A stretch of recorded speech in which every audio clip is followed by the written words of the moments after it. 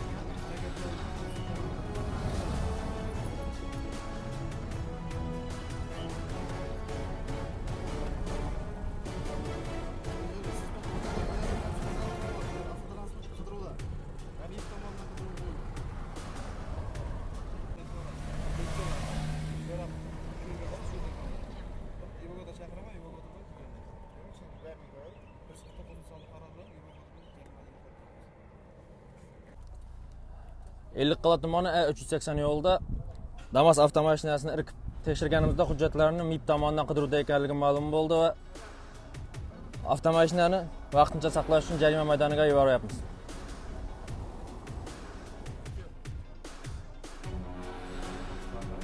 Nima? Yapışkan boza, yatsı değmez, hocam zaparım yapışkan.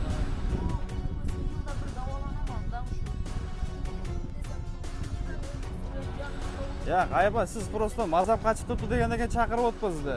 Izlangarchilik bizlarda da bor. Doktor normal nima emas? Jibersak bo'ladimi?